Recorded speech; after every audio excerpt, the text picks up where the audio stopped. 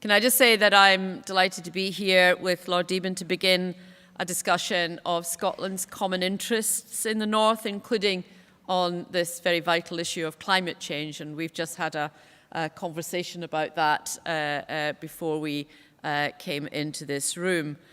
As most of you will be aware, last week both the First Minister and myself attended the UN Climate Conference hosted by Fiji in Bonn, better known as the COP. The countries of the world, with one exception, are now all signed up to the UN Paris Agreement. The strong global call to action to reduce emissions in order to avoid the most dangerous effects of climate change was very clear in Bonn. And there were American voices there speaking very strongly as well.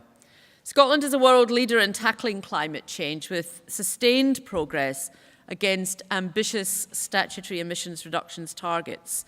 We're also one of the few countries to have proposed new legislation to set even more ambitious long-term targets in direct response to the UN Paris Agreement. Our high ambition was clearly recognised by the global community in Bonn. Climate change is most people would probably say, the defining issue of our times for all countries and all regions of the world. Scientists have highlighted the risks of feedback mechanisms and tipping points in the Arctic, which could greatly accelerate warming. So change in the Arctic matters, not just to the North, but to the entire world. In her keynote address, the First Minister highlighted Scotland's efforts to build closer alliances with our neighbours in the North, and our participation in the Arctic Circle is an important part of this. Two of the themes for this forum are innovation and sustainable development. I'd like to briefly explore these in relation to Scotland's approach to tackling climate change. The Scottish Government's bold, low-carbon commitments include phasing out the need for new petrol and diesel cars by 2032, introducing low-emission zones into our cities, and investing in innovative infrastructure such as electricity storage and sustainable heating systems.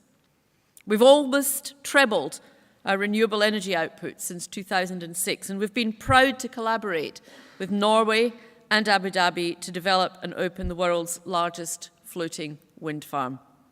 The Scottish Government fully supports the UN Sustainable Development Goals. We champion climate justice to avoid the worst impacts of climate change falling on the global poor and vulnerable.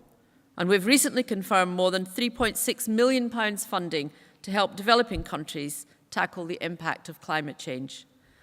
A third theme for this forum is science. Access to the best evidence plays a key part in the Scottish Government's approach to climate policy.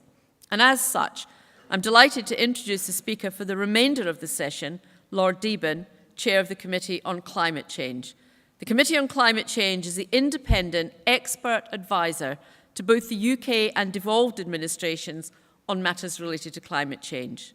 The committee brings together world-leading expertise on climate science, mitigation, adaptation, and is our go-to for advice and guidance. So I look forward to hearing Lord Deben's remarks and to join him in taking your questions for a few minutes after that. Thank you. Lord Deben.